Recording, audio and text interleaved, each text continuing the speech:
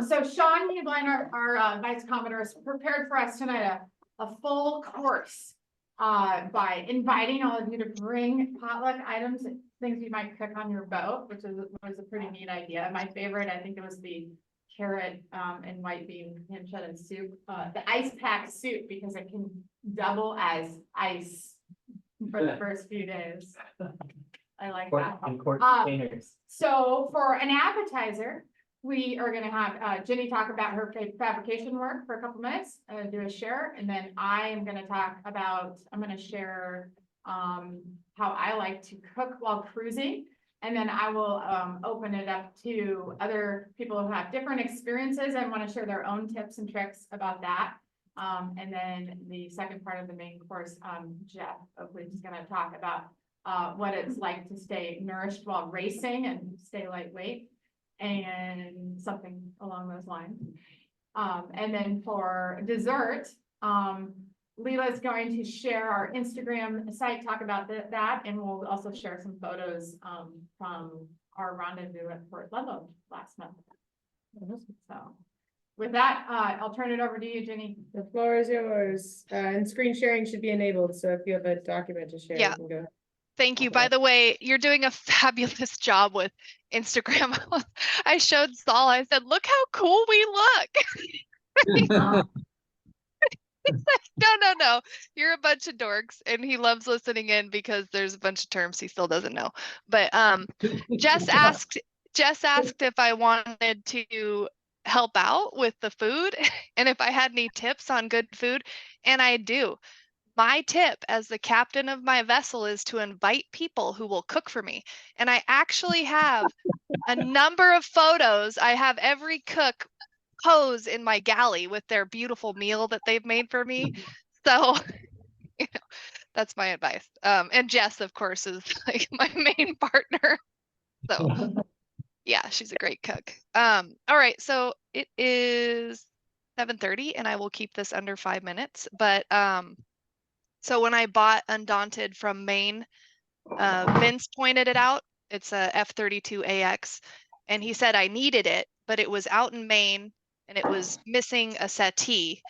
And I said, well, I'll just drive to Maine and get it. Which, by the way, Minnesota's only halfway, so it was further than I thought, but I made it. And Vince said he would, when I was ready, help me build the settee and give me any advice that I needed. And so I did, and I leaned heavily on Vince and Bill Quigley, and Jeff helped out with some advice and a few other tidbits here and there. So I decided to pull together a document it's called Beginner Fiberglass Tips and Resources.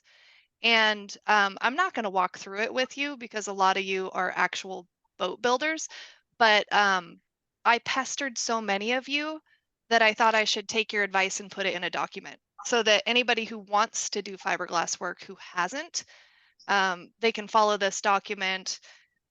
It's nearly finished. I'm going to post it to the group to anybody who's interested that wants to add a little advice to this shared resource can. And then I'll link our 2 videos. One is about painting that we had, and another one was about fiberglass materials, and then several Duracell project videos, which that's really the meat of how I learned to do a little fiberglass work. So let me share the screen with you so you can see what this looks like. Oh, but that camera? Mm-hmm. Yeah, go for it. Okay, can you see that? Yeah. Okay, so it's a pretty basic document. I go over templating and boat prep work, vacuum panel construction, building in the boat, finish work, including fairing, sanding, and painting, materials checklist, and then I even included screenshots of my fiberglass supply purchase list, which I haven't even shown Saul. So, because it has prices on it. So, and then a few photos. So you'll see this posted in the group shortly. And if you want to add to it, please do. If you're bored or maybe retired. Yeah. And then I have some pictures here at the end. So here's my materials punch list, including like what aisle to find stuff in. 'Cause that's how I have to organize my life when you have 9 and 11-year-old children, and you're also a 3rd grade basketball coach, and you're trying to make sure you have everything you need before you go to the boat, which is 3 hours from where you live. So, to like bust out some projects after work. Anyhow, so there's my materials list of all the different, because once you get down to the project itself, you still don't even know what exactly to buy when you go on Fiberglass Supply. So I had to call up Vince and say, like, can you go on the website with me and tell me which one to choose? Because I'm reading my sale plan and it's saying this, but it doesn't quite add up to the descriptions online. So there's just, when you've never done it before, there's a lot of questions. So here's the cardboard templating that with popsicle sticks and a hot glue gun, high temp, that Jeff recommended and I didn't follow. And I tried the glue gun that I had and it didn't work, but you actually need hot glue, like the high temp stuff. And then I sanded it until my hand cramped up. And I actually found a couple texts that I sent Bill, which were pretty hilarious. One was, while sanding, I said, currently questioning my life choices. And then I came back home and did some vacuum bagging. And that was really fun. I just didn't know that it wasn't like all the work. It was just a small part of the whole project. And this little chart here was Vince's idea, and I love it because it makes a great reference when you're measuring by scale, which was also a good tip, and using ketchup squeezy bottles to get exact amounts. Here's my bench in its raw form. And I did, you know, you're only supposed to do 1 layer, but I did 2 of tape up here and 3 down here because I have kids and I was nervous they were going to ruin my boat, but it turned out it was really solid. And then I built some shelves up front and some mini bulkheads and turned the V-berth into a better berth sleeping space instead of just a sail bag storage. Yeah, because it's a cruiser mostly for us. And then I thought I'd include a picture of my chaos. Bill asked me if I was going to sleep in the boat while I was working the night before I headed up there. And I thought, oh, that's a really good point. So I grabbed my camper van. So I have him to thank for not sleeping in the dust that I was creating. And then while fairing, I sent a text that said, I hate my boat right now. Fairing is a living hell. Everything takes 12 years to complete. I don't like quick fairing product, and I have an alternative to suggest. Quick fairing's probably great for some of you, but for whatever reason, it was just thick and gloppy, and I wish I would have used something that I just needed to let cure overnight instead of in 15 minutes and work really fast. My friend who owns a boatyard in Anacortes was worried about me knocking myself out with fumes, so he helped me do a fit test, which was really cool to learn about how to actually fit my face mask to be safe. And Jeff also had a lot of suggestions. I guess I can't turn this off. Did you go to your thing? Andrew, your mic's on. Jeff had some suggestions about not becoming sensitive to epoxy and staying covered up the entire time. And there's the finished bench. And my daughter, she's 9. She was watching me put this together tonight and add the photos. And she saw that the title was Beginning Fiberglass Work. And she said, I don't think that's beginning fiberglass work, but it looks great. And it was a lot of work, but a beginner can do it. So that's pretty cool, especially with the help from this club.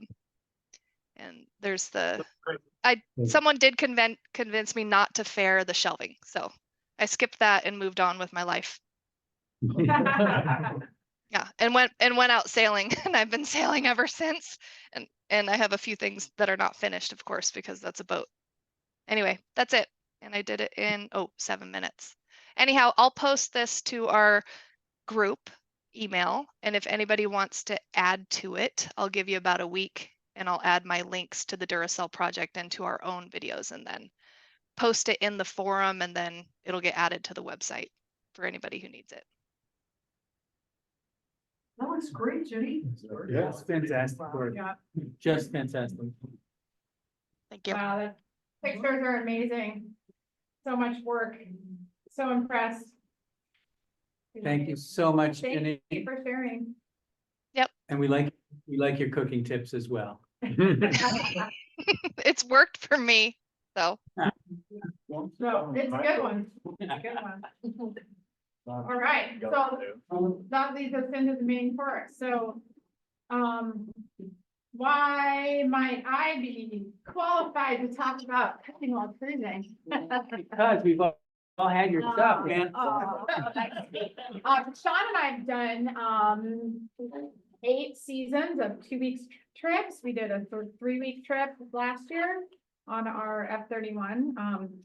I've done, probably a dozen extended whitewater rafting trips, including 2 3-week permits, through the Grand Canyon. So I know a lot about cooler management and, things like that. So, I love to cook. I love food. I like to cook outside. I like to cook for friends. And so it's something I enjoy talking about. So thanks for asking me to share. So I'm going to tell you what I do on my boat. So we have a 2-burner stove in our galley, propane. We also have a little marine barbecue, which is great. Good way to save on dishes, always barbecuing. And then we have a sink in the galley. We carry 15 gallons of water. We do use it for drinking water as well. I conserve water when I wash dishes, which I think is important. We usually carry an 11-liter separate container as a just in case. You know, we do have a sensor for our water tank, but it could fail. So, like having that backup. And just until last year, we were using a Coleman cooler. You can pre-chill a cooler ahead of time. I found that gel packs of ice that I would get in my meal kit deliveries worked really well. They'd last longer than a block of ice. I put 3 of them together, and that would take me through at least 1 week before I found myself having to buy a block of ice maybe every 2.5 days.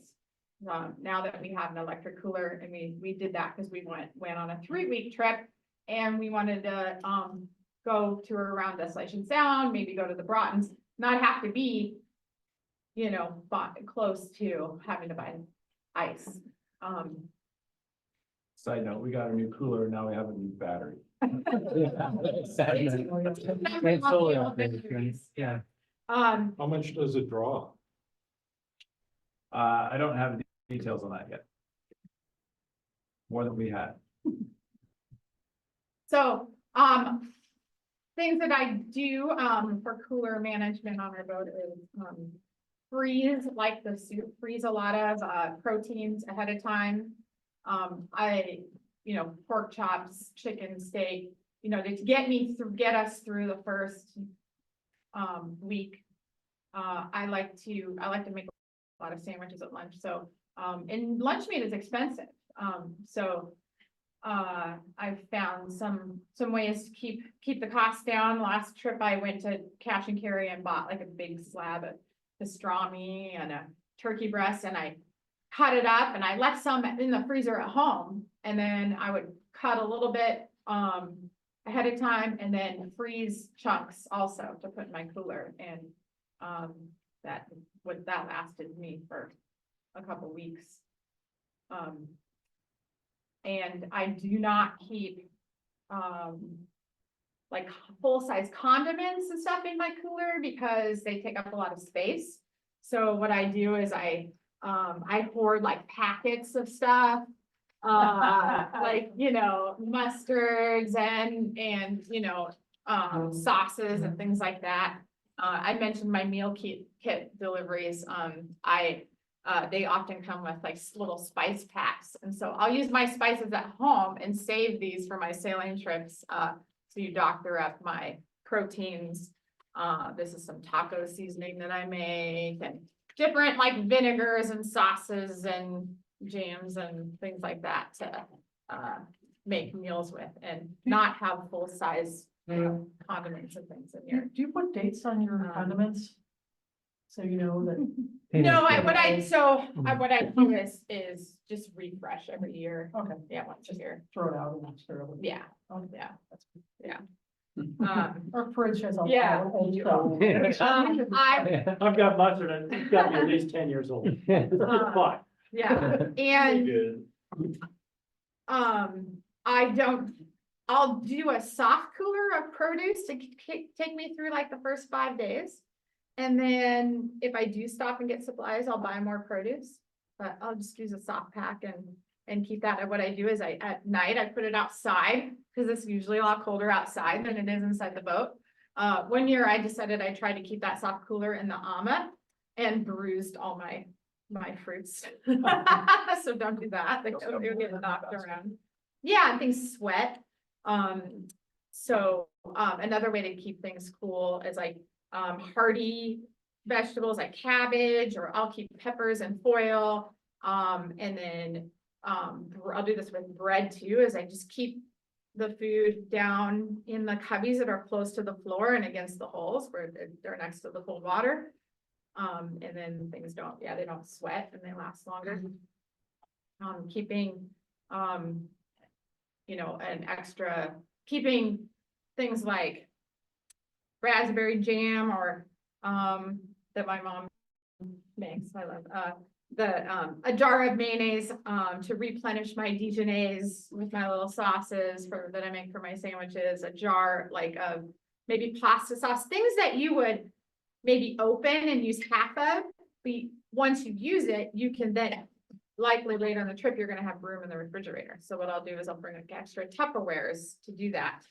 I usually don't start the trip with eggs because they take a lot of room, but I might buy eggs later in the trip and break them open and put them in a Tupperware so they don't take up much room in the cooler.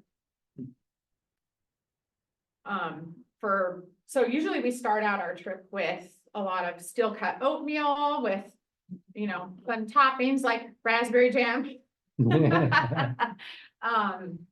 Nuts and fruits and things, pancakes, bacon, pre-cooked bacon, or I pre-cook it myself, at home, and then, have,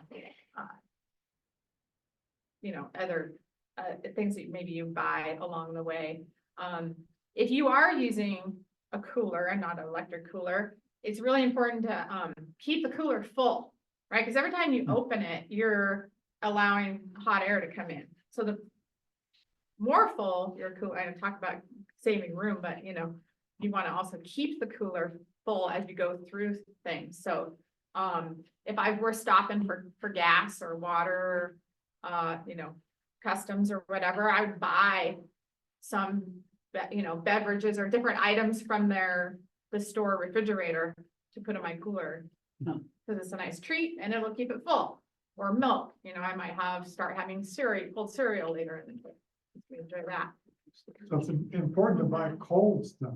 Yeah, you buy stuff that's already cold, so you're not compromising the ice that's in there. Yeah, when we got our electric cooler, I was really excited because now I'm not compromising the ice, I'm only compromising the battery. So like I went to the store and picked out fun little like cocktails and cans, and I do my little routine, like where I turn our V berth into a pantry because we don't sleep up there.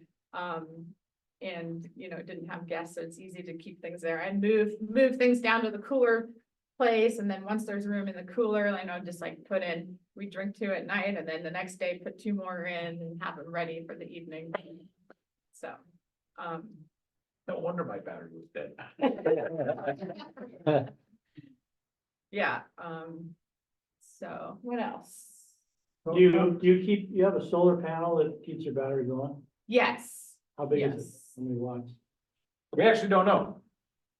It's been on the boat and I'd have to pull the thing off to read the label on the back. The most I've seen put out was 17 watts in direct sun. Yeah, So- which it doesn't get a ton of because it sits underneath the boom. So along with the new battery, we got a bigger solar panel that we bring along on our long trips. Tell about, Untested, we'll see how it goes, I don't know. tell about where you can put these new panels. Oh, they'll be off the back beam. Yeah, it's a location for panels I hadn't seen before. I thought about it, but he's gonna set up a rack with panels essentially flush with the top of the back beam, which seems like a good location for him. Where, Vince? On the back beam, so flush with the top of the back beam. So kind of out of the wind, you know, and they're off to the side, so they're not shaded all the time. So, I mean, it seemed like a good spot for him to me. So it's a Well, I'll long let you know skinny at thing? the next trip, see if it works out. So, Send us a photo. Yeah, the panels aren't that skinny. How, do you know, the new panel is like 24 inches wide or it's 18 by 48. 18? No, Okay. 22 by 48. 22, I think. Yeah, cool. Anyway, I like to serve my sandwiches and other meals, like we like to barbecue sausages in these baskets with these sandwich wrappers.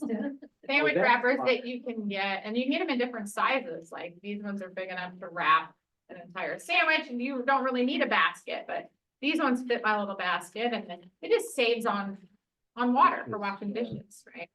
And keep things from blowing away, It doesn't fill with trash. yeah. yeah, first time I got a sandwich basket from Jessica, I was like, holy smokes. What am I seeing? Yeah, I do a lot of, like, drink mixes, propels, you can get these for 20 cents a piece. Also, you know, no sugar and electrolytes, Speaking of the sandwiches, yeah. how do you make sandwich meat how do you cut sandwich meat out of a frozen block of meat? You don't, so what you do is you cut it in chunks like ahead of time, like, you know, what would fit in a bag like this, right? And freeze it. You would have one bag ahead of time that wasn't frozen, already pre-sliced at home on your, you know, with maybe your favorite knife and your giant cutting board. So as the frozen pieces, let's see, as you go through the unfrozen, already cut meat, by the time you're done with that, the frozen stuff will start to thaw. And I organize my cooler where, I want the stuff that, I want things that, like, I'm gonna cook the chicken first, so I'm gonna keep that near the top. The steaks last a little longer. I'm gonna keep them near the bottom. They're gonna stay frozen longer because they're smashed between a bunch of frozen stuff, right? So I kind of think about when I'm going to eat. So certain there's a proteins. strata of Yes. things that Yeah, are so, cold in the bottom so I'll keep a couple of the frozen meats, you know, down with the steaks, and then another layer of up near the top that'll be thawed.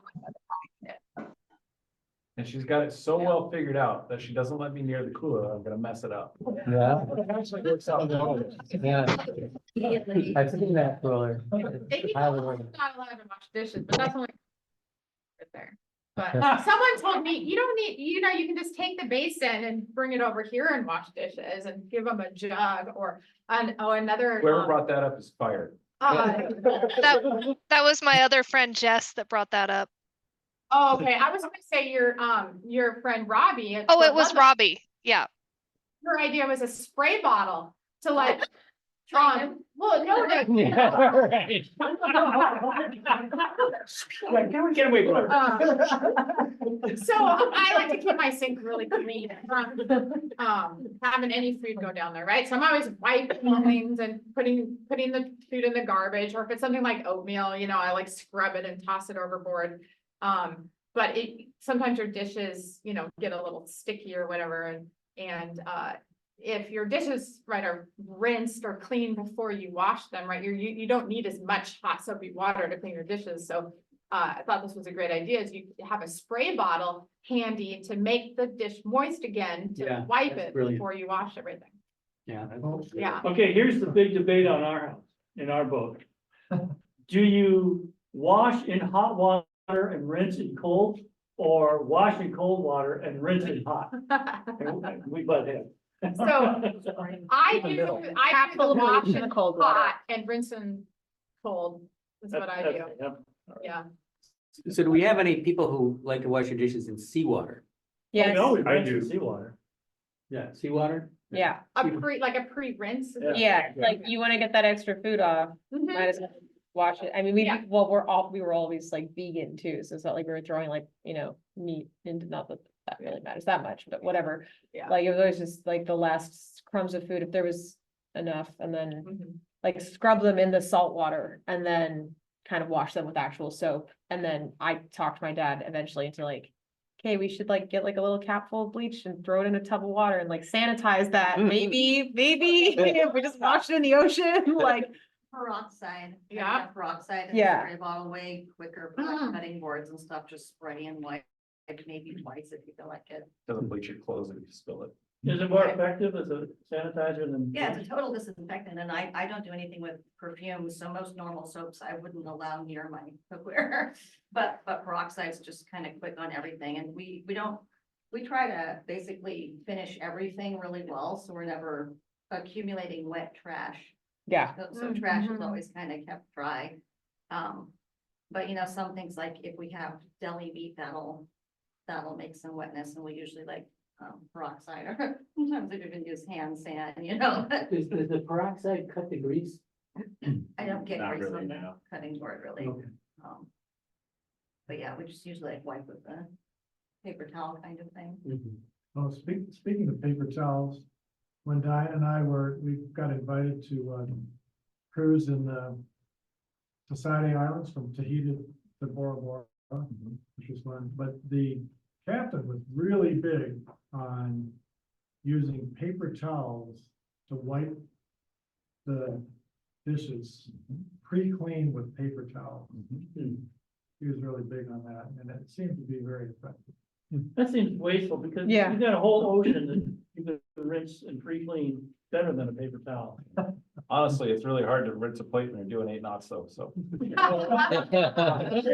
Smaller man. Anyhow, Middle cruise, you have to look at it. I am very efficient. I don't like waste. So I make one paper towel go really far. And then I feel better about washing my dishes that haven't been rinsed in seawater and using less water to do it. Yeah. Another thing I do is, with our coffee, I use a French press in the morning to make coffee. And once the grounds have cooled, I use a spatula to wipe them out into the garbage. And then, I just store it back in the cupboard till the next day and I just add grounds to whatever residue might be there and I only wash it once a week. Coffee gets stronger and stronger each week. Yeah, right, yeah. I don't know how the regulations work with being a no discharge zone in Puget Sound, so I wasn't gonna bring up the whole rinse your dishes off the back of the boat thing, but I know some people do it and I like it. We do it on our boat. I'm not saying it's the best thing to do, but it works. When we chartered in Belize once and the guys at the charter company said, throw anything that grows, throw it overboard. By evening time, something will have eaten it. That was my thought too, and it's no worse than all the bait people are putting in their crap pots, so. When you rinse the dishes in the sink, where does the thing go? Same thing. Right? Yep, exactly. Yeah, no, I get it, it's the same thing, it's just, they'd be larger chunks. Potentially in the water as opposed to smaller chunks, but. I kind of Scrape it vote- into the trash first and then Yeah, use the salt water for the last of it. We had a Home Depot bucket that would just fill the bucket full of salt water and then get all the extra food off. Yeah, that's a good way to do it. But our boat needs a remodel, so. So I want to hear, by way of contrast, the R2AK approach to. Well, Kristen. before we get to that. I'm not. Well, I know, Sue, did you want to share anything? She wasn't sure if she was gonna be here and actually wrote me, some tips in a text message. Do you have anything you want to add, Sue? Or do you want me to read what you wrote? Yeah, I think they're playing with grandkids in Portland. And then anybody else who has wanted to share any more tips? I know some of. I'll add, we're talking about the soup that somebody froze ahead of time. I went cruising with Mark Dix, he's not on here, but, he had probably about a 2-gallon size, those big Costco ice cream tubs, plastic. He had about 2 gallons of rice and beans with broccoli bits thrown into it that he cooked up and prepared, and then frozen solid. And during the whole, like 2 weeks, he would just carve off the melting stuff and eat it cold, and it just stay frozen for that whole 2-week period. Get down to the end and, it was all thought out. It's like, it was a pretty basic meal. It's like that breakfast, lunch and dinner. He also had a few other things. He liked orange chips, But anyway, it's just like, I'm looking at that bucket, it's like, he's eating the gruel. We love you, Mark, but that was really. And he's a real health nut, he's thin and he's, takes good care of himself, but boy, that's pretty much all he ate for like 2 weeks. What did you eat then? I ate my stuff, hot dogs and. All sandwiches. I had pretty much normal, but, like I was. He'd be sitting there, car chipping off the ice. Yeah, it was great. Of course, I teased him all the time. So it's good fun. He's a great guy to go with. Go save him. You have a question? Yeah, I got another question for you. So Okay, you talked earlier about pre-cooling the cooler. If you just Yeah. have a cooler, yeah, are you just filling that full of ice the night before, Yeah. dumping out the ice? for 2 days, Right, 2 and then days. dumping out the ice. So and it's then- chock full of ice, Yeah, and then you just get rid of that ice and then pack it. Yeah. Yeah. okay. Yeah. All right. Can you hear me? Yeah. Before I got my electric cooler, we would wrap our block of ice in 2 paper bags, and that would extend the ice because it's not sitting in a plastic bag with water right around it. For some reason, the paper bag made it last a lot longer. Good point. Try it, I promise. It's cool. water will definitely melt your ice. If Oh. if you are using, that's why another reason why I like the gel packs is you're not getting that water and it doesn't accelerate the melting. So you want to get rid of your water if you're using blocks. Water transfers heat really efficiently. But it's all in the same space. It's the same amount of heat. We Yeah, It freeze, makes it melt, it makes it melt quicker. But if you dump out the cold water, Yeah, you don't dump out the cold water. you're replacing it with warm air. Yeah. So once there's water in there, you don't want to pour it out until it's warm. Well, I think that's why the paper bag idea is really. It's still gonna melt. we just Probably- freeze some of our drinking water in plastic bottles, Stops the heat transfer. put in the cooler, so we don't have ice and the whole water sort of mess problem, and we can get a few days out of that. And we thought the electric cooler was gonna just solve our problems Bring forever, and then we some of your cruised in water. November, Yeah, and there were days where it did not, One conversation, I want to hear. yeah, it did not pull a watt, so electric cooler cruising in November, we still have to use a cooler more than like half the year. I have a question about that though, because I think fridge temperature is like 40, 39, 40, which is like about here of Seattle in the winter. So, Yeah, right. I mean, were you really just using that side of the fridge? You can't, That gets the whole, so. Yeah. Or your bills. Yeah, right. yeah, but you Yeah. freeze a few like 40-ounce bottles of water, and you've got 5 or 6 days, you still have ice in the cooler Yeah, no with that, water. and you don't have water in there, and Our 3 weeks is in July, so it was hotter. yeah. Yeah. Yeah, you can do the solar cooler then, just not if you winter cruise. We found out. And I thought when the sky is gray, you'll still get some charge. You don't.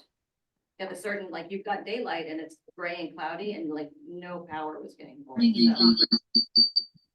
So. Outer space. It was the aliens. Friendly reminder, if you are not speaking, please remember to mute yourself. Thanks. Because background noise comes right over our loudspeaker into this room and it's kind of confusing. I would like to say something. Oh, perfect. Go ahead. Okay, and I'm a slightly different situation as I live aboard my boat year round. Hmm. But during the 8 months of the season where there's enough sun, I depend mostly on solar. And I have a little fridge, which actually I bought from somebody who had an F-31. So it would fit on a smaller boat. And I use the freezer on that to freeze ice packs which I put into the built-in icebox on the boat. And the solar is enough to cover that, plus all my uses for most. I do have a gas generator, and it sits in the storage locker over the summer. And there are ice packs you can get which have some antifreeze built in, so they have a lower freezing temperature than than water. And they're actually quite good at keeping something at a fairly cold temperature. Another thing which I find really useful on the boat is a pressure cooker. Yes. Because you can cook things a lot faster with less gas if you're cooking on propane.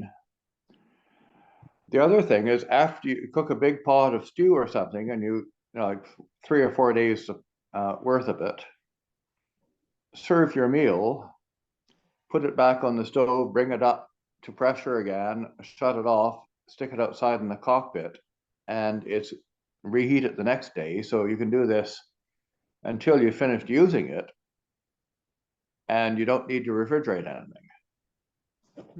Because it's sterile, because you brought it up, to heat under pressure, and you cooked the germs and you don't open it. Right. I just wish they made a pressure cooker that would actually hold vacuum as well, because then you could actually can it and be good for a couple of months, but they don't. Although I have in the past canned things in the pressure cooker and put them in a compartment in the bilge, and it'd be good for a couple of months. The other thing, if you're getting an electric fridge or cooler, the ones with the Danfoss compressors are quite a bit more efficient than the ones with the electronic ones. The electronic ones are not very efficient. They're really power hogs.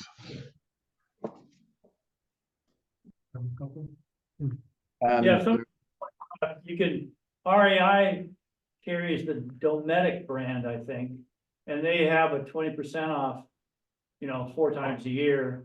So that's where I bought mine, got a good discount. right, I bought mine secondhand from somebody who had an F-31. And he'd replaced it because of an insurance thing. But anyway, it works quite well.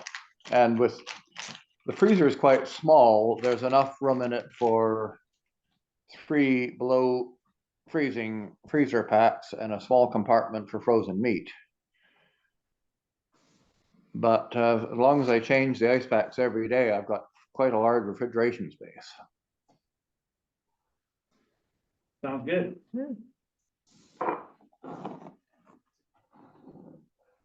Any other tips anybody wants to share about cooking while cruising?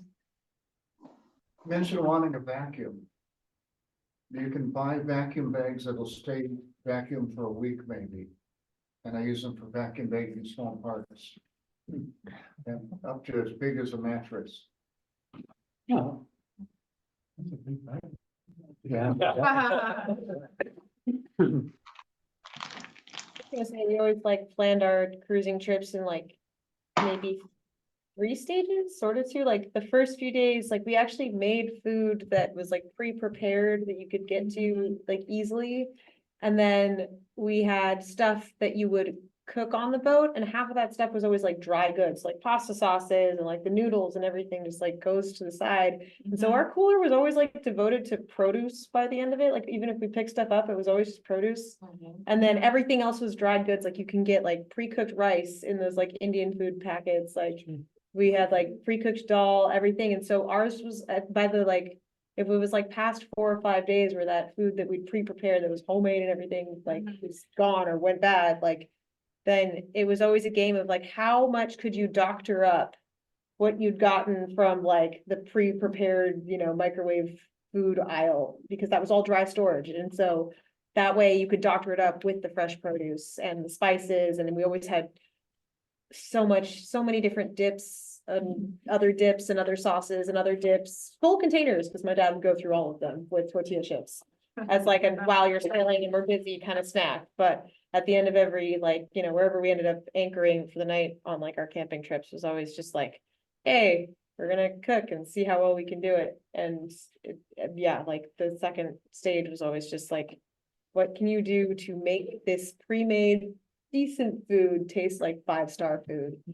And it saved on like dealing with the cooler, because you know, my dad would never, ever buy like a battery powered cooler. That was never gonna happen. Yeah, that's, no, I mean, I'm surprised that we have a GPS on board sometimes, so, yeah. that What was- about protein during that? Well, so I mean, we're vegetarian, vegan-ish, so our protein comes from like canned chickpeas. We always like blocks of tofu are always like vacuum sealed already. So as long as they're cold enough, you don't really have to worry about them going bad because they're like super watertight sealed. And then I don't know.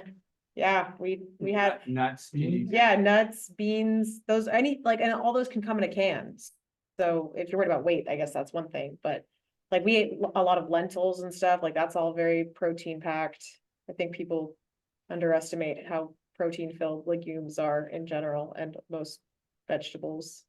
But yeah, it always, there's a priority of like, okay, we need to make sure we have fresh onions, fresh avocado, and fresh tomatoes. Fun fact, if your avocado is getting overripe, you can put it in a tub of water and it'll just stop ripening. Awesome. You can use that in your current home fridge and on your sailboats. So that we always had avocados on the boat because, I mean, if your ice is melting, I guess you could capture that water, put it in a container and drop your avocado in there, and then you're not losing the water to hot air and you're not letting your avocado I die. should try it. Maybe, I wonder how seawater would do. Give it a little salty. Yeah, osmosis might disagree with that particular idea. There's like animals in there too. There's not a Yeah. lot of salt inside an avocado, so the salt from the water will eventually make its way into the avocado. Might Osmosis, taste good, yeah. might give you some weird You bacteria. report back. after the show. Oh, it's my fault. Got it. You get to test it. Yeah. I'm not sure, he'd do it and he'd be fine, the rest of us may not be. We Yeah. experimented with using a bag, that was in the ocean with, like bottled juice or something that we wanted to chill that way, and it was a mixed success. Yeah, It it's not was- quite cold enough. It's like pretty cold, actually, if you wait, and but we wanted to do something, we realized, if you're gonna hang food in the water, something is gonna get it, so we thought Yeah. a glass jar, that'll do, but not an avocado. I do that with wine.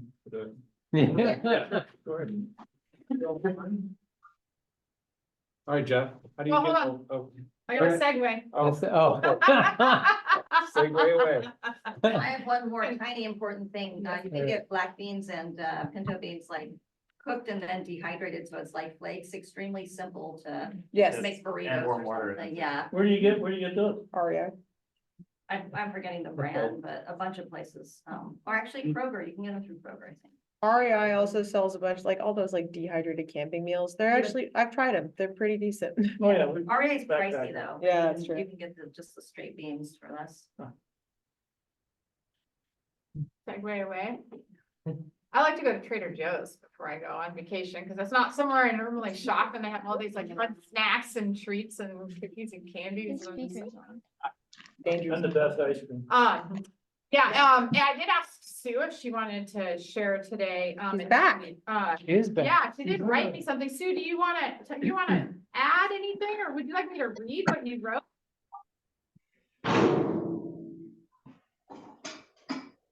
Sue Daisy? Frozen. Oh, Oh, you're muted. on Unmute, mute. unmute yourself. Yeah. Let's see if that gives them a notification. There we Got go. it. And Sue and Joe like to race, so that's why this is a good segue, because they do the Swifter and getting ready to do the Pacific Cup, right? We're doing the Pacific Northwest Offshore and then the Pacific Cup. And prior to the Pacific Cup, we'll be doing the Half Moon Bay race in San Francisco. Oh, Wow. Nice. So Sue, Jess here, my question was, would you like to add any tips or tricks? Or would you like me to read what you wrote about your tips? Well, I just brought it up here, so I have it and I can kind of go through it without actually having to read it too much. You guys have covered a lot of things that I might have said as well, so maybe I can skip through it a little bit. in terms of things. So I'll just go through quickly what I jotted down, okay? Sounds good. Yeah. So I was just thinking quickly of what we've done kind of now and more now, but also I'd like to hear the work, the mention of pressure cookers. Because on our trimaran, many years ago, I made pressure cooker bread, and that was what we did for bread. It's so simple. Basically use a pressure cooker and you line it with cornmeal. You just dust it with cornmeal, have your loaf of bread all kneaded and rolled up in a ball and throw it in the pressure cooker. And then on a fairly low heat, we just had a little 2-burner kerosene stove, and it was fine, just low heat for whatever you wanted. It wasn't very long, 30 minutes or something. That was a long time ago. Don't put the weight on the So, top. yeah, and just, that worked pretty well. For multi-hulls now, my notes say that it is sort of a game of how to keep it light, use minimal resources, meaning fuel, water, and people's time and energy, and try to maximize the nutrition. Every calorie counts, and try to make it count for as much as you can. We have a crew coming up on the Pacific Cup that we're going on, we'll have ourselves plus 3 additional people, so we're planning for 5 people. And I'm lucky enough, I thought Ginnie Jo's recommendation was great, and I'm sort of doing the same thing. I have a couple of other crew people that are very eager to help out and help with stores and ideas and recipes, and so I'm leaning on them quite a bit. But in general, what we all started with is trying to figure out everybody's likes, dislikes, allergies, and so forth. And then you look at what you have left, and we are gauging the weight of supplies. So we have also gone to REI, and we're doing a lot of dehydrated things, as you mentioned as well. It looked like some of them were pretty good. We haven't taste tested them all, but we'll be doing a brief check on the offshore race that's coming up here in a couple of weeks, and see what they're like. The interesting trade-off is that if you use the freeze-dried stuff, that's fine, it's lightweight, but then you have to use water to rehydrate it, and that is weight. So we figured you ended up with just about the same as if we just made a lot of pre-made freezer entrees. So we're doing some of both. The husband of one of our crew happens to run a restaurant in San Francisco, and he's all excited about making us some pre-made meals. So we'll do some frozen entrees and meals from him, and I'll make up some of them. And we figure it's kind of a wash if you do we have a 4 cubic foot freezer on Presto plus a refrigerator. So we have a lot of resources to keep food. But we're doing a lot of the freeze-dried lightweight stuff, and we ordered dehydrated black beans, dehydrated all the spices, parsley, oregano. I mean, just everything we could think of for what we'd want to have for seasonings. Rice, some of the pre-made rice, so that our cooking time using propane is as minimal as we can make it. We'll do a lot of 1-pot meals, plus the freezer meals that we'll have that will be pretty handy. And figure we use the freezer meals when we were all really hard pressed and it was really hard going. The pack cup will take us maybe 10 to 12 days to get to Hawaii. So we'll have those ready-made things when nobody wants to cook or can't cook. We'll just thaw them out and heat them real fast, and each person can help himself. So we're kind of going that direction. Things that don't need utensils are good, or don't need food washing are good. So finger food like burritos is something we've got in mind. And keeping it pretty simple, because when you're really hungry, sometimes simple is just fine. I think back to when we were, in my little notes that I wrote here, that when we were fishing, we'd be out in the cockpit slinging fish and cleaning and going down in the freezer all day long, and we'd be pretty tired and cold and hungry. So the best thing, a memorable meal was what I called my 5-can dinner. And it was, 2 cans, Chili. 2 cans of chili, like pre-made stuff or whatever, black beans or whatever you could find, a can of corn, a can of diced tomatoes, 2 cans, let's see, and 1 small can of kind of a mainstay I use is called El Pato, and it's a highly seasoned little Mexican Mexican tomato sauce. And get it in the Hispanic section of grocery stores, and I use it so much. It's just so good, and it's not worth the time to make it. It's as good as it gets right out of the can. So I always have that. Anyway, we had that. I had it all in a pot, and we just came in from the cockpit and had a bowl of that. And I remember thinking, this is as good as eating gets. And that plus a tortilla, also just biscuits made up real fast on the spot are great, just pretty simple. And it's great. So my guidelines for all that are, in terms of our senior citizen, low diets, low salt, low sugar, low prep time, low cleanup, use as little water as possible, high protein, high fiber. My guideline is that the calories can be fine, and we've got big guys on our crew and they need a lot of calories. They sort of calculated it out to me what they would need, and it's about triple ours. So that's okay. Make them count for more than a number, like no empty calories with and high satisfaction. I have to say that there are exceptions to that, and to the empty calorie thing. Chocolate is not empty calories, and it's okay. Morale booster. Any form, anytime, anyway.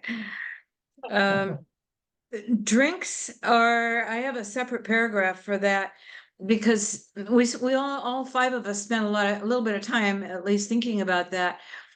There are a lot of weight. We just can't pack along a lot of pop cans, and they aren't that really good for hydration. So we've ended up just satisfying our desires there with hydration, with water, tea, coffee, and some of the powdered drinks. They're not wonderful, I would have to say, but especially going into warmer weather, which even we get around here sometimes, we're bringing along a bunch of that. I can't even tell you a good one. Some are better than others. We don't do alcohol on the boat, with very, very rare exceptions, like a halfway celebration. It's just, there are too many reasons not to. So we don't do that. We just save it for shore, whoever wants to. And anyway, that was sort of my notes. It gets to be sort of brief and simple, and I think if everybody has a little bit of input on the crew, it tends to go better. And also dishwashing is a way we use it. We try to simplify that. I'm making little mess kits for everybody in a little mesh bag, and each person's gonna have their own little mesh bag with their spoon and the spoon, fork, plate, bowl, and cup. And they're all kind of color coded differently. Each person has a towel that's different, color coded. It's all individual. So nobody has to do a lot of galley duty. 2 or 3 of us will do more than all of us, but it's mostly a pretty reduced system there. So I guess that's all I've got. I don't want to ramble on it, but it covers a little bit of territory. Yeah, Thank you so much, Sue. That's really wonderful. thank you, Sue. All Thanks, Sue. right, Jeff, you're up. Okay, so I brought some stuff. Where should I put it? Where the camera's over there, so right where you're sitting is perfect. Or we could do That table right there. this. So, it's gonna be that you, this is the opposite of Here you- everything you've heard so far. You can like, I mean, I think, The camera's good. It's the way it is. I It's think right this there. is gonna be. it's not in the camera right now, so I think it works to do. Okay. Give me a I'm second. gonna start selling with other people. And speaking of show and tell, Vince also brought his kind of kitchen box commissary kit. Yeah, so you can go and look at that. I try to keep all my. Oh, jeez. So I'm gonna go through this really quick. That's what So we've got. a couple things, we have no dishes to wash. Basically, everybody comes with a water bottle and a large mug, and the large mug is used for eating or drinking or coffee or whatever. Anything hot goes in the mug, anything, water goes in the water. We take 1 gallon of water per person per day. If they don't drink that gallon, it goes overboard at the end of the day. So we just shed that if we can. We don't have a stove other than just a jet boil. And so a jet boil is basically just a LP canister on a little teeny burner that has a pot that, ours is about yay big, that fits on top of that. It locks down, tight with a tight lid. So our boats are, don't really heel much. So we didn't really have to use a gimbal. We just take that jet boil and, kind of bolt it right down to the surface. So if you're healing a little bit, the top's on it while it boils. I mean, you can boil stuff when it's sideways, really, almost. So we use that. So just the water for coffee, water for, hot water for coffee, water for, we use the tablets for electrolytes and things like that. And then rehydrating food. This thing right here, I'm gonna have to tell you that our food for R2AK was assembled, organized, and ordered by a veterinarian. And I think that, as far as I can tell, his approach is that he looks at a mammal and he's like, that mammal eats that forever. And so, anyway, apparently people buy these and then bury them in their backyards. They're like super cheap. It's way cheaper than REI. You can get them in these tubs. Tubs are great because What are you talking about? this is hydrated food. This is like a Hydrated or box. dehydrated? Dehydrated, yeah, sorry, not hydrated. Well, hydrated is kibble, human kibble, right? So the company is Adventure Meals. No, Mountain House. Mountain House, there we go. Is that what you got? Did you get Mountain House? Yeah. Yeah, so the great thing about these though, is they're not that expensive. You can order them in bulk. They come in these great containers. They only come filled to like here. And so you can put other stuff in there and it's totally waterproof. This thing right here, right now, I'm getting to that. I'm getting to that. So is this a group? What is it? This tough crowd. Speak. Huh? Yeah, tough crowd. It's not as bad. It's not as bad as Carl Kruger when he did the R2AK. So that guy was on a paddleboard and all he took were these things that looks like it's about the size of 3 stack quarters. It's like a little pellet. And he had like a stack of pellets and he just eat those little pellets as he went. So, I mean, so not as bad as your frozen broccoli story, but so that's like on one side, right? So, and then this is like maybe in the middle. So I don't know. Carl Kruger is gonna be on a much larger boat this year. He's doing R2AK. Yeah, I still have no idea what He you. learned. What? Is this some dry powder you? put No, in? I'm getting to that. I haven't gotten to that yet. Patience. I was just telling you what we use. So that's it. Just the water, just the, no stove, just a single burner gizmo.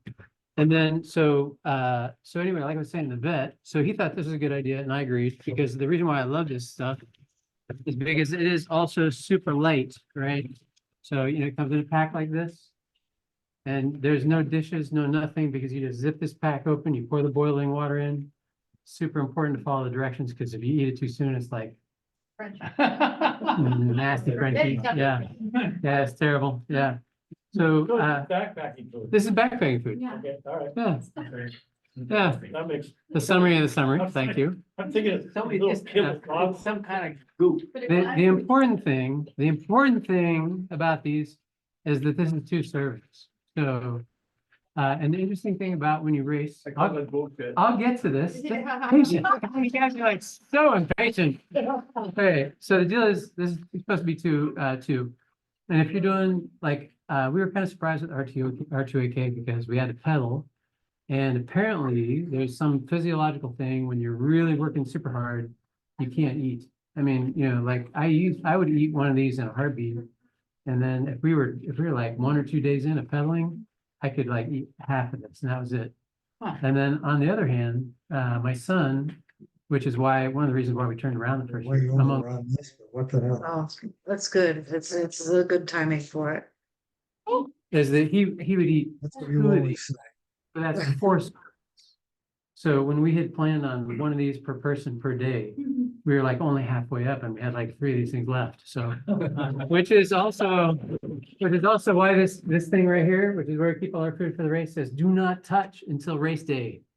Because, you know, it's got other stuff in it. Oh, this, I'm getting ready for Swiftsure, right? So this is for Swiftsure. And I haven't organized it yet, and we haven't sorted out the actual amounts. So this thing weighs 15 pounds right now. So it's gonna be half that, you know, we'll take, you know, half that for 4 people.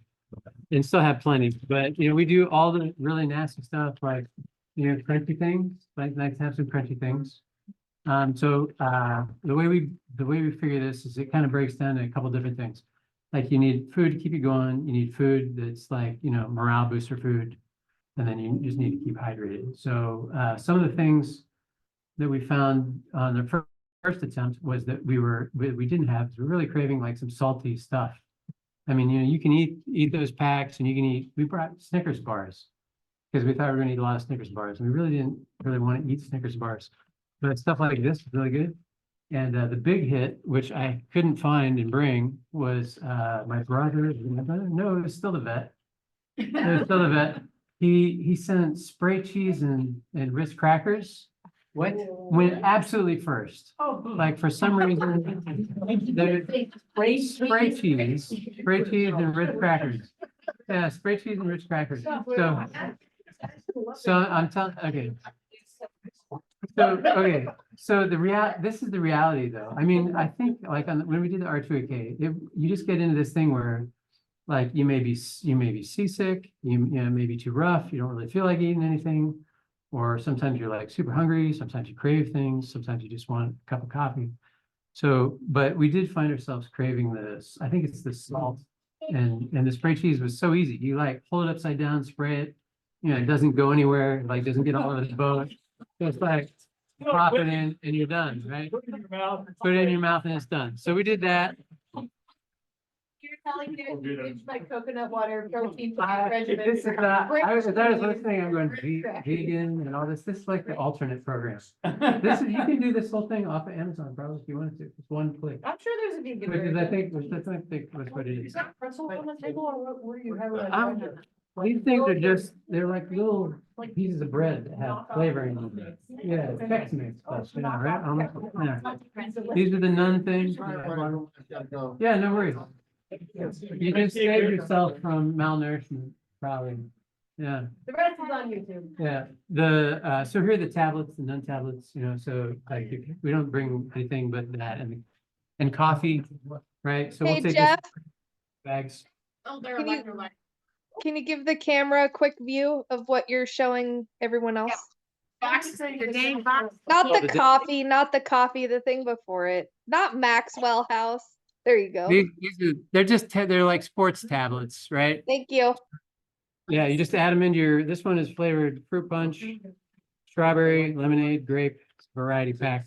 So do you grind your beans as you're going? No, we leave that wrought iron grinder at home. Yeah, no, I mean, no. spray your cheese, you probably. We just grind spray, it. yeah, no, we spray our cheese, everything's off tree, yeah. So, okay, so, again, this is the vet, because I was horrified with the spray cheese, and then this stuff came out. Cat food. It says cat food, right, yeah, no, it's not cat food, it's ham. Deviled ham. You guys ever know deviled ham is. Also known So, as spam. so, no, it's not, it's like, it's blenderized spam. Like if you took spam, you blend it. It's already. You guys are tough. So, like, as I was saying, so the other funny thing, this went second. So this with the Ritz crackers, and again, I think it's the salt Yeah. and it's the protein, and again, it's like easy, you just like whack it on there and it doesn't get anywhere and super fast. You just pound it down, or you can eat just one. You guys Super make simple. pepperoni sticks? And we did, that's right. That's right, we learned that too. We do take pepperoni sticks and some pepperoni stuff. And you put it in your, your pot thing is that you get total flavor out of it. So we'll do like. Yeah. ramen with pepperoni stick and egg. and- Yeah, you can do that too. Ramen, I mean, frankly, like any backpacking food is like, you just add water to would work, I think. This stuff is just. It's good for your gut bacteria. That's why we have you here. Probably not. Are you filtering Why not? miso things? There are some things about this race that I didn't really like. I mean, it's true that, the cans weigh a lot. The spray cheese can weighs a lot, things like that. And then the trash. These little packets actually though, I thought I was gonna hate, and these are just little fruit kind of packets. And see again, and it has nuts in it, fruits and nuts and stuff like that. And you can do this at home, you can get it in bulk and you put in little Ziplocs or whatever you want for things that are less environmentally toxic. But it was really nice to be able to have kind of a mix of fruit and the nuts. And again, it's mostly about just having something you can grab and stick in your mouth. Like I can't remember any time during the entire race that we just actually sat down and had time to like make a dinner. It just doesn't happen because you're pushing it pretty hard. Yeah. We did take power bars. So these, well, I call them power bars. These are called builder bars. But these are also pretty good. So we take these. We do take a variety, still take Snickers. I mean, there's maybe one on the trip or something because the chocolate. We do take things like beef jerky and all that. And again, what I'll do is we'll get rid of some of the packaging and we'll condense all this stuff. We do take nuts, stuff like that. And again, we'll break that down in little packets. This is just a pistachio mix. I mean, you get your favorite nuts, right? So, and again, it's just about having stuff that you can eat on the run. And then you back to these Mount House packs. I mean, they come in a bunch of different flavors. They have breakfast ones like granola. They have the terrible ones or the egg ones. Don't get the egg ones. Like we did the entire R2AK race and didn't eat any of the egg packets. Someone ate one and that was it. And then you take the beef sticks, we'll take beef sticks and things like that. So, so anyway, the moral of the story is, oh, and the other weird thing, I don't know, that's the vet factor. I think he just has grandkids now too. So he was like fruit cups. These went third. So it was like, the spray cheese, the spam stuff, and then the fruit cups. There's something about them that is just, people grab them first. So that's all I really have to say. I mean, you just want to have things that are super easy. And I think the key is like no cleanup. Everybody brings their own utensils. Yep. Like I have a little camping set, has a pair of chopsticks, a fork and a knife, and a spoon in, and it's bamboo, it weighs nothing. And then there's just the cup and the water bottle. That's really all we use. And super important, have the longest spoon you can find. Longest spoon? Yes, to get in Yeah. your mountain bag. To get all the way to the bottom. Oh, of to the bag. bottom of the bag, yeah. Yeah, it is, I mean, there is, I'm not saying this is the best way, and I'm sure everybody can come up with a better way. Because, these things do generate a lot of trash on the boat. I mean, we're compacted trash, you're trying to find places to put trash. But, When I backpack, usually I light pack, like super light. Yeah. And do a lot of miles in a day, and I basically unpack those, yeah, put them in, the kind of Ziploc things. If we're multiple people, I put up everyone those into that. Into thing, one. And then we share. yeah, Because it generates trash. Yeah. You have to carry trash. yeah, that's right. I mean, Almost it's less of a problem. And I think the difference between backpacking and like the R2AK was that, I was thinking the same thing, backpack. But the interesting thing is you never stop at the same time. So in other words, like backpacking, everybody's walking, everybody stops, you have lunch. You like walk and you stop and have dinner. So in R2K, you'll have like 2 people down, you have 3 people on top, or, some arrangement like that. 2 people are always off. We had 5, so that's the way we did it. But it's really just one person eating at a time, it's like choo, choo, choo, choo. Like the person who just went off watch goes straight to sleep. But the person who was off watch gets up and then starts making food for the next person who's coming down, and stuff like that. So One trick I heard from other crews is they boil water once, put it in thermos, like a real good thermos bottle that can hold like boiling water for a while, and then you reuse it. Yeah. So you don't have to boil 25 times a day. yeah, you could do that too. I mean, for freeze-dried food, you might not be able to use it 6 hours later, but for a tea or a coffee, it's good enough, even after a few hours. Yeah. I think the thing with the jet boil is that, you can either put a teeny bit in or a lot, and we were pretty good about so if someone wanted coffee in one of those, we put that much in and we do it. And so I don't remember us ever having excess left over, but yeah, thermos would work. But it's more of a matter of, boiling water into somebody's face that is. That's right. Sleeping, Yeah, that's right. That's the beautiful thing about the jet boils though. If you have them locked down and they're all locked together and the lid's on, they're pretty safe. So. Yeah. Hey, Jeff. How do you lock down your jet boil in your boat? It's my favorite device, but I haven't figured out, do you hang it or what do you do? No, well, we looked for a gimbal for a while and we couldn't find a gimbal. And then we decided we didn't need one because of the lack of heel. And so, the jet boil comes with a 3 kind of foot base that's designed to have like a tripod base. And so we just got there's zip tie clips for doing wiring. It's a little plastic U-shaped clip. And we just put 3 of those on, just screwed 3 of those down onto the bulkhead or onto the, the counter surface. And then those 3 legs just snapped into those and held it firm. So we could actually remove it if we wanted to. I don't remember ever having to. We kept it right inside the companionway. And that seemed to be a good spot for it. People are sleeping within 3 feet of it. But I don't really remember it ever feeling like that was much of a risk. You really only have it on for a short period of time. Jet boils are so fast. You can you can get your water boiling in I don't know, what is it, less than 2 minutes? It's pretty fast. So. If that. Yeah, if that, yeah. So. Anyway, that's it. It's my intro to Breaking Danger. Did you have any vegetables? No vegetables. Not a single one. No. But yeah, and again, the difference is we really weren't focused on the food part. We just wanted the food to keep us going. So we got stuff that would keep us going, and then some stuff that we kind of craved and knew would be kind of good if you had a really crappy day. And then Really eating, it was caloric. it was caloric, yeah, right. So, everything we did was, either that or light, so.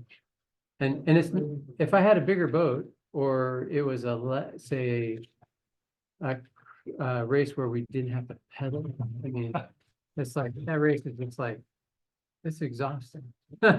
So, no. So we didn't do any luxuries. And it's all personal, if we would race with different people, I'm sure this would look a little different because people would bring their own kind of flair into this, but unfortunately it's me and the vet and, so. Ask a little personal question. Yeah. Did you get off the pay with this? No, not at all. How much water did you throw overboard every day? I would say that, Throwing a gallon, if you didn't drink a gallon. oh, it was never a full gallon. On the days that you pedal or you're rowing, we went through everything. You would drink a full gallon, in a day. But if it was a sailing day and it was not hot out, I would say, we figured a gallon a day per person, had it all on the boat, figured 7 days, I think. And at the end, I think we might have had maybe 5 gallons left, if you would parse that out. So. How many days did you finish in? I think it was 7, 6.5, something like that. It's hard to imagine that the number of adventures you had during those 6 days, it was only 6 days, it seems like it was 2 weeks. Yeah, I know. Well, and the other weird thing about R2AK is, you know, the other reason why maybe we didn't have to have veggies. We did eat veggies, but it was like we would crash and then go to a harbor and have some hamburgers and maybe a salad or whatever, right? So, I mean, so we were you know, we weren't successful enough to really go all the way through, you know? So, I mean, You stopped. yeah. we did stop and eat, you know, Yeah. food occasionally. Hey guys, yeah, Jeff, we had a couple of thoughts on when we brought Rough Duck back. One wonderful thing we learned about was those little packets of fruit and nuts. And yeah. those were great, and I've ordered those again for our trip. Like you say, it's just great to be able to just come down and get a packet of something and throw it in your mouth and go back out. That was a worthwhile learning thing. And I have one other thought for people that we learned in the tropics to get rid of all packaging and cardboard in any configuration because it harbors critters you don't want on your boat. And just to get everything you have, all the disposable stuff and packaging, just get rid of it in any way you can and consolidate. It's none of it's good to have on board, either for garbage or for critters that it might harbor. So cardboard, absolutely gone. So that was my only other thought, and we appreciate your little insights, Jeff, into the things that you guys had. We enjoyed learning that. I did notice that when you guys brought the boat back, that there was still a lot of freeze-dried food left. Yeah, So we ate some. You did? Okay, all right. We had some of it, we didn't finish it. We didn't eat the bad stuff. Yeah, okay, that makes sense. Here, so you can see. Uh, Well, thank you all Alright. for your tips Well, I and, got a comment. okay, Historical perspective. Cruising with Larry Christensen. What was the menu? It was ho-hos, ding dongs, Oreos, Doritos, washed down with cream soda. Oh, my God. All the food groups. Yeah, there's orange in there. That's what we discovered is, ding dongs would last more than 3 years. Yeah, of course. well, it sounds like a lot of chocolate, Sue approved. Yeah, Jeff, thank you for the really Yep. fun show and tell. We're gonna wrap up the fun for the night with a little dessert, which is around photos. So let's turn it over to Leela. Hi, hello, everyone. Okay, well, first things first, hold on, let me do the thing. Okay, so first things first, if you do not follow us on Instagram, we're not friends anymore. If you do follow us on Instagram today, we can fix that problem. But I just wanted to share, let's see, Jess put together a really great album of all the adventures from our Port Ludlow Rendezvous. But I am in charge of the Northwest Multihull Instagram, and I just wanted to share this reel if it will do. I don't know, I won't go here. We'll just zoom in like that. That works. Okay, cool. So this is the reel that I made from the weekend, and we were sailing on our Commodore's boat, the Frida May. We had a really great time, so thanks for taking us. It was super fun. It was a great weekend, but this is our adventure. Hopefully everyone can hear it.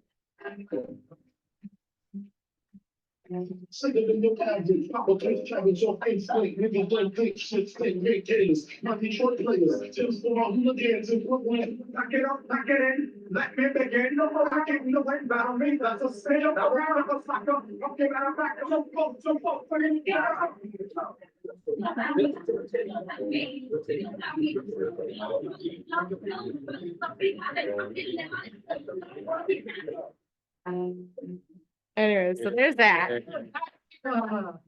And then we also have a whole slideshow. So what do we do to get pictures on Instagram. We put them Oh, on yes, our- what do you do? No, that would be really complicated.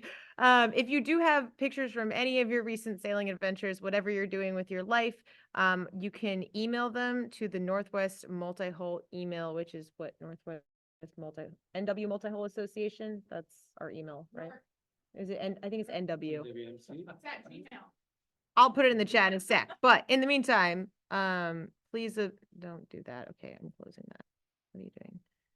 In the meantime, please enjoy this fun slideshow that Jess put together. It's my pictures from the trip and one picture that I got from Vince. Why isn't it doing That's that it? little thing, is that calisthenics? Do But the next thing. time- Next time I'll email pictures and then they can get put on our Instagram. Whose sale is that? Yeah, it looks like Ginnie Jo. We call it the Jess sale because I never put it up. But I heard it's getting its name changed. Yep. It's the Burlington Spinnaker? Yeah. They do a big, Oh, fancy. canoe gathering from the north and they go all the way down. And they pick up all the trash along the way and people.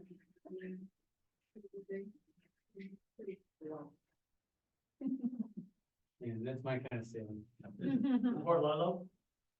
We, yeah, from Capsani, we stayed on, southeast of end of Lopez, Bay on Friday night. And then went to Port Ludlow for a rendezvous and back to Capsani on Sunday. Did you see Todd? at Ludlow Bay? No, I saw afterwards that he was there. He could have drove over and hopped on the boat and came with us. Full clouds. Is the Instagram link on the main website? Oh, it should be. Not yet. We'll work on that. We'll get there. Who does the Ginny website? showing up for work. How long did it take to get served? Yeah, No, quick it was this good time. service. Yeah, it was pretty on point. We had cake after dinner. We'll send you that fairly eventful docking. Oh, yeah. Yeah, there was a lot of wind right when he was coming in, right when I was coming in too. And his motor was not operating at full capacity. Said he had no reverse. At Well, one point, it wasn't mounted. yeah. I saw the motor kind of jump out the back of the boat. He said he had a lanyard for that. And you had a lanyard, we could That's happened before. grab it back Well, up. because it wasn't, they couldn't lock down. They had a strap on. Oh, man. Probably came loose on the way up. It wouldn't lock in place when you were in gear? In reverse. Oh. It's so pretty, that place. Yeah, it was beautiful. It was super fun. Yeah, we had early morning sails, both mornings to beat the afternoon winds. They were pretty strong, so beautiful morning, so. Yeah, it's so nice. Vince let me steer while we ripped the last tacks back to Shilshul. Nice. Last like 40 minutes was just like, let's go. Yeah, we had a great. All right, are we back last at the week. beginning? No, Yeah. not- Oh, okay, we're good. Yeah, Jess. Okay. no, Robbie That's- made that. That's our breakfast. Really? Mhm. Oh. I only cooked one meal that weekend. It was so nice, mostly because it was really good food. And yes, it was nice to not cook and just get to sit out here and drive. Those are my feet. Is that a dinghy there? Yeah, that's What that's is it? Ginny's, What's Ginny's, that long? yeah. It's a cabote. Yeah, I haven't seen one in person. Mhm. I don't remember it. Oh, you're so cute. Yeah. Well, yeah, I don't think I've seen You gotta get your friend Robbie, or Ginny, you gotta get your friend Robbie to buy a boat. Okay. She's a good cook. She's a good cook. I don't want her to buy her own boat. Yeah. That last picture, that's the one Vince took. It's got Freedom May, Undaunted, and Tatiana all kind of staircase there. Let's go back to it. Yeah, we were leaving. and Yeah. we see all the boats there. So cute. Nice. And of course, Joe and Sue's boat was there, and Jim and Paula Miller. So, Let me see, They what, run their power why boat? don't I know? yeah, I'm thank literally. goodness. It was their dinghy with their 50 horse or whatever that pulled, Bill off the dock and got him slid over into an actual slip. What happened to Bill? When he lost his motor, when he came in, there was too much Oh. wind, couldn't make the turn, couldn't get on the dock. Got blown up against another dock. His motor went out or something? Yeah, he couldn't get reversed, so. But honestly, with 30 knots, that motor wouldn't have done anything anyway, so. Wow. Windy. Yes, it was, quite memorable. Yeah, but it had a lot of entertainment value to the weekend. From running, Tatiana? running down the dock Yeah. to see if he needed Bill help. said he told Vince he had no reverse, and Vince was like, oh, well, you could just go forward and go around this way. Didn't work out. Didn't work out. Helpful. Yeah. No, we were at some event, was it yesterday or something? What was it? Anyway, somebody was talking about reverse and, oh, it was a party at Northwest Multihull Center. And, Bill texted me, reverse, question mark? He didn't know what it was. What do you think we're always reverse? Awesome. Well, that concludes our 3-course meal, I believe, for this evening's meeting. Thank you for everyone who stuck around a little longer. I know we're a little over time, but it was- Ginny and the girls are waving. oh, hi, Jenny. Wait, let me put us back in gallery. Good night, view. What's guys. happening here? Hold on. Let me, Okay, now we can wave back. Everybody wave. Good night. anyways, thank you to everyone. Follow us on Instagram. I put the email in the chat, Come but back again. Thank you. email any of your sailing adventures to Northwest Multihull Association at gmail.com. Give us your name, your crew, the boat, like how long it was, the name of it, any fun facts about it. And then I will post it on the Instagram as long as it's like, about multi-hulls and sailing. You're not going to get like censored or anything. So please share your adventures because I would love to highlight all the fun things we're doing, especially because I don't have meetings to announce on the Instagram right now. So I need to show off what we're Content. doing instead of having meetings. Yes. And if you give me like a bunch of video submissions, I will make a reel for you. I prefer them to be filmed in like the portrait mode, like this and not like this, if that makes sense. But yeah, landscape doesn't do well on reels, but yeah, portrait, like turn the phone this way, not this way. Anyways, yeah, that's my preference, makes it easier. But if you send me videos or like upload them to Google Drive and give me the link, I will make a reel for you. I would appreciate any and all content. But yes, I believe that concludes everything. So I'm gonna. Thanks, Leila. Oh, it's happy.